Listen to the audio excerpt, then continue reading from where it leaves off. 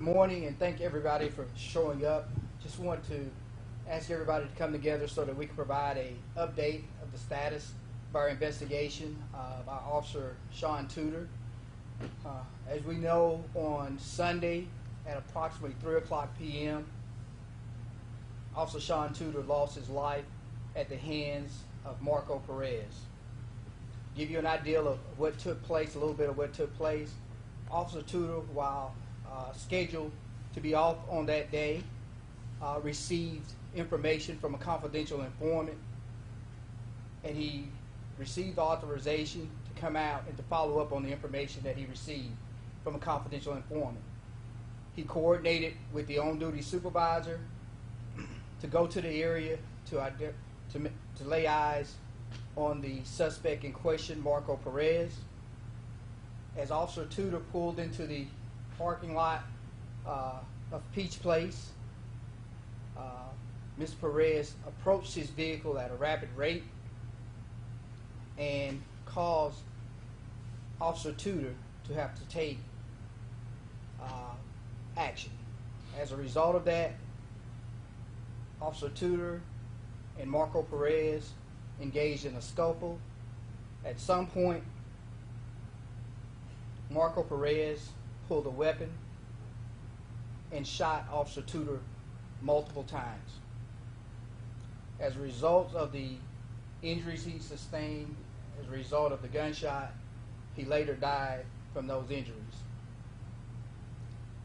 As I've always shared with you guys, because this is an ongoing investigation, I will have to be somewhat limited and guarded in the information that I share with you, because the easy part of what we do a lot of times is actually making the arrest, but the hard part is following through and making sure that we have successful prosecution.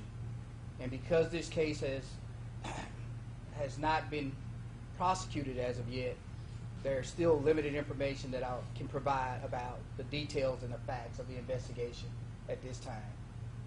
With that being said, I am open to try to answer any questions that you may have, if I can. Yes, ma'am. Was Officer Tuder working with a partner that day? Say again? Was Officer Tuder working with a partner that day, or was there backup?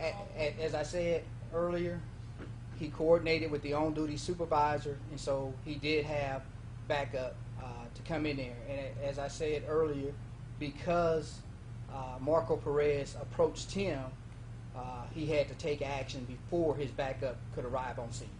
So at the time he was by himself? At the time he was by himself. Can you say whether he had a bulletproof vest? He was not wearing a vest at that time. Was he in uniform, or was he?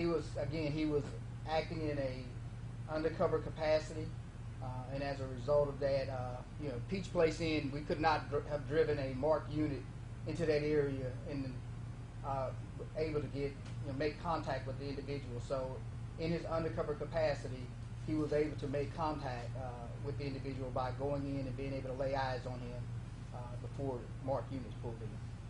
How was Perez able to identify him? How did he know who he was if he was undercover?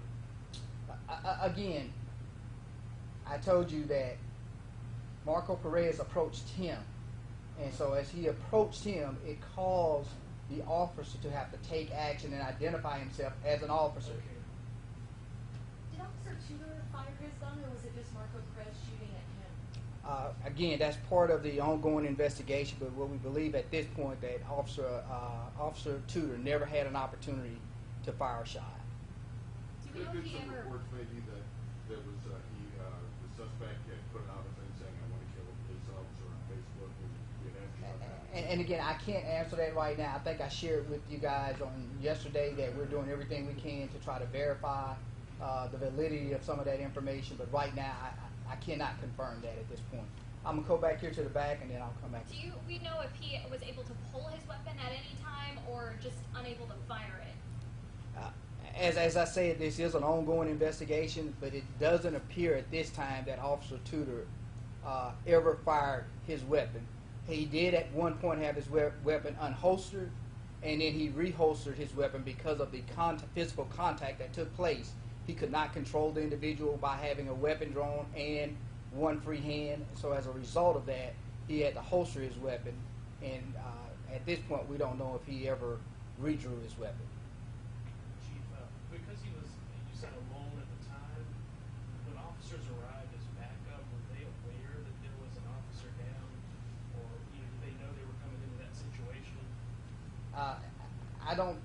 that the officers were aware at the time they pulled in to take Mr. Perez into custody that Officer Tuder had been shot.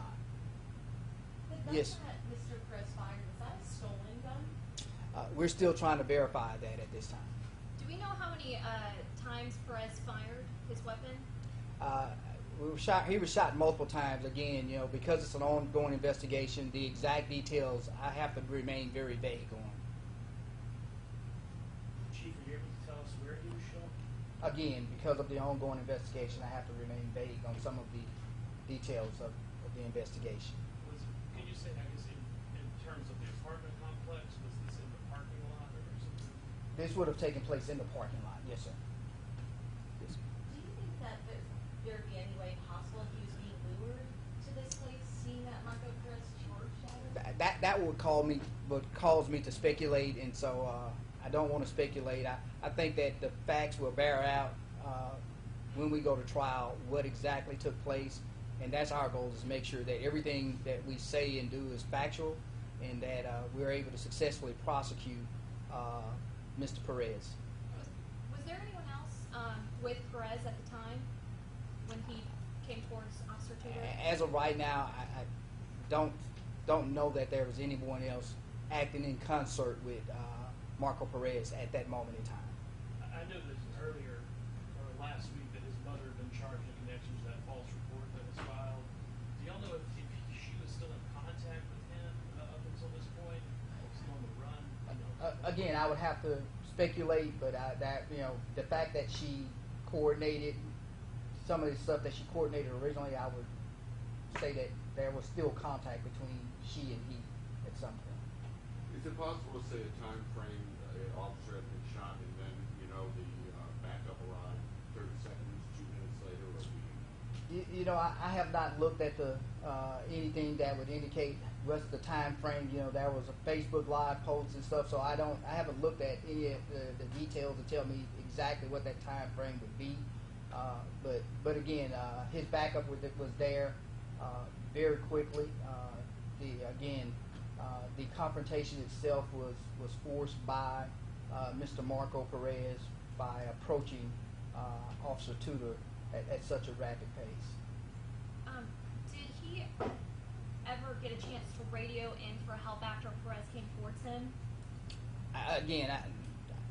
Because of some of the intricacies of the investigation, I do have to remain vague on some of those issues. So it was the backup officers that actually took Perez in custody? Yes, sir. It was the backup officers that actually took Marco Perez into custody. Go ahead. No, sorry. Did Perez know who Tuder was? Again, based off what I've been able to ascertain, I believe that once Officer Tuder was out of the vehicle, he identified himself as an officer, and he did what officers normally do. They provide commands and ask people to do what they want them to do, such as raise your hands, get on the ground, so that they can effectively make the arrest. Do we know if they've met before? I would have to say yes. I do know that they've met before. Officer Tuder has been working diligently over the last month to try to take Mr. Perez into custody. We've arrested him previously on a number of breaking and entering residents as well as vehicles, and also for breaking and entering vape shops. So we have an extensive history of contact between Marco Perez and our Officer Tuder. So yes, go ahead.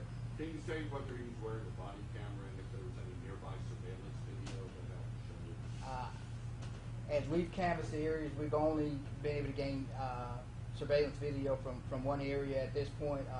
You do know that there was the Facebook Live posts that were put out there, so that video is out there someplace. But I don't know that if anyone has on the video that they've had the actual shooting itself. And if he was wearing a body And so Officer Tuder would not have been wearing a body cam in his undercover capacity. With that being said, I'm going to conclude the press conference at this time. I would like to thank you guys again for coming out, and I would like to thank the citizens of the city of Mobile for their support and their outpouring of compassion and prayers to the Mobile Police Department. And I would like to remind everybody that the members of the Mobile Police Department, we remain absolute in our resolve to protect the citizens of the city of Mobile. It's our job. We took this oath to protect and serve. And again, Officer Tuder made the ultimate sacrifice of giving his life to the citizens of this community. Thank y'all.